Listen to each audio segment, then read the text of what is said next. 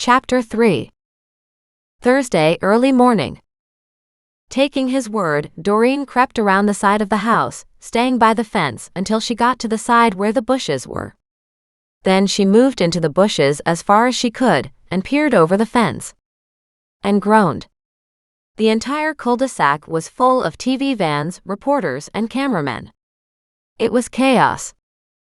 Beside her, behind the fence in the next yard, one of her neighbors growled, startling a shriek out of her. "See? I told you. Neighborhood has gone to pot since you arrived. Why don't you move away and take all those irritating noisemakers with you?" She didn't turn toward the voice, but she heard the rustle of bushes, and then a door slam. She groaned. She would never be friends with her neighbors, would she? Resigned, she headed back to Mac and said, "The media has completely taken over the road." Crystal's disappearance 10 years ago made a huge wave across the nation. We had no clue what was going on back then, and now that she's been found. "Have you been in contact with her?" she asked in worry. "I'm not wrong, am I?" "We spoke with her last night. Her mother has spoken with her too." "Oh, thank heavens. Can you help her come home?" "Yes, but we need to get the paperwork for her.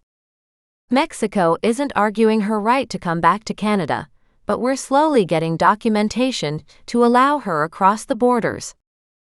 Hopefully soon?" "I would think so.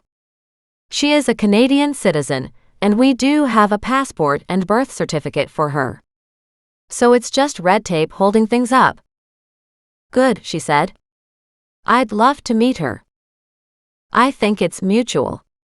"She's already spoken about you," he said, then gestured to her pets. "She also knows about these guys." Doreen smiled. "They are definitely part of all this. They were hugely helpful in getting her back and in solving her case." They sat for a moment in companionable silence. Then Mac said, "So you need to tell me what you know." "Do I though?" she asked with a teasing but hopeful tinge in her voice. When he didn't respond, she sighed. "You won't leave me alone until I do, so I'll tell you what I know. And if it's nothing, then it's nothing.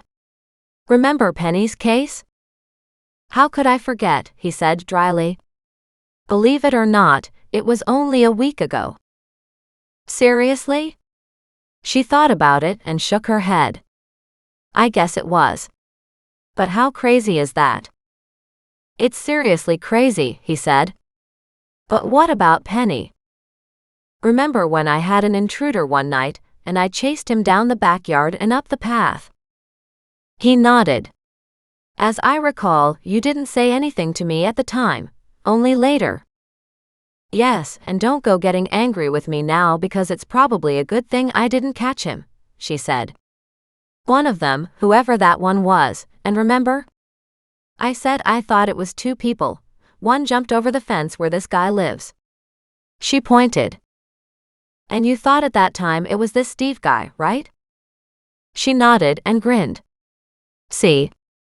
You do remember." "What I remember," he growled, "is you went after an intruder on your own at 1:30 in the morning. I'm pretty sure it was Penny first. And then Steve was there, and he's the one who jumped over the fence. I presume Penny disappeared in a different direction. That's why I thought the intruder went from small to large. I didn't know if it was due to the shadows or not, but when he jumped, I thought something was in his hand. Now I'm pretty sure we know who owned the gun. Or at least he had the gun on him when in my neighbor's yard. But if he jumped over the fence, why would he lose the gun? Maybe because when he jumped, it fell out of his hand, his pocket, his belt, or wherever he was keeping it. It was dark outside, and he didn't dare turn on a light because I'd find him. Plus, somebody from the house might see him, so he took off. But wouldn't he have come back the next day?" "Maybe he did," she said. "And maybe Steve saw the old guy gardening. Who knows?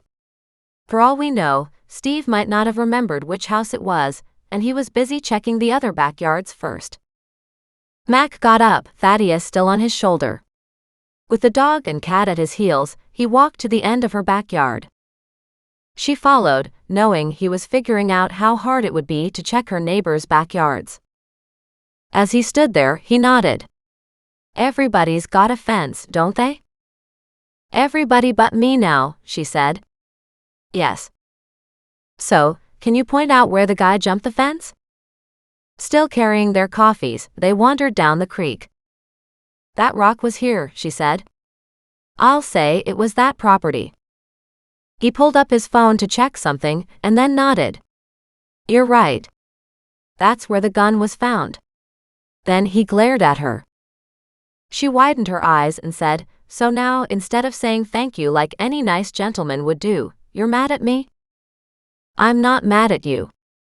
It just constantly amazes me how you can always be in the middle of trouble. I am not in the middle of trouble, she said. I just gave you a very big lead on yet another case. What does that have to do with me being in trouble? No clue, he said cheerfully. He spun around, hooked an arm around her shoulder, and walked her back toward her house. I can go to work now and fill out some forms. Good, she said, because I'm tearing the house apart. At that, he stopped. What? She shrugged. Everything looks so much better now, but I've still got a lot to sort through. I know that if I don't get it all done at once, I'll never get it all done. So I thought I would designate one place as a storage area, the basement or the garage probably, and get everything out of all the rooms. I'll start cleaning and scrubbing each room from top to bottom too, once everything's been hauled out. Then I'll have a garage sale or we'll make a dump trip after I've sorted what I want to keep and see what's left. You know what? That's not a bad idea, he said with a grin. Then he shook his head. That's the problem with moving into an already full house. You have to deal with the stuff still there. Exactly, and some of the stuff is definitely old. Maybe not usable and maybe was never usable, she said. Nobody said Nan was always the most common sense person. Exactly. The dining room should be empty already, isn't it? I think 1 or 2 chairs are left. I also think a busted coffee table is downstairs in the basement. I'm not sure. But I want everything out, including the stuff in that root cellar corner. Then I'll make sure there's nothing else to sell, so I can finally deal with the last of it. That should take at least all day and keep you nicely out of trouble, he said. I approve. Ha, so says you, she said. For all you know, I could find all kinds of other things down there that send me on more cold cases. He glared at her. First, you'll get yourself some food. And then you'll get started. Don't tackle a big job like that without a good meal in you. You're already tired and your body is stressed, so it needs to be fed properly. Speaking of which, you know how to cook pork chops, don't you? She asked suspiciously. He chuckled. I do. And yes, Friday night pork chops are on the menu. Perfect, she said. Maybe by then I'll have everything in the garage.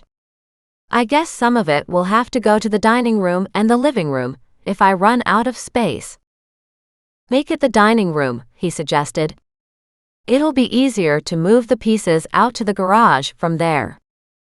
Good point, she said. Then she walked him through her house and to the front door.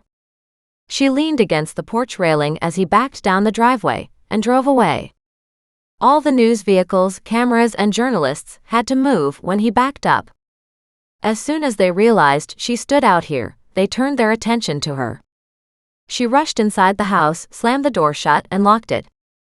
Not knowing if anybody would really push the limit, she set the alarm on that door and went back to the kitchen. Now to prepare an omelet and then get down to work.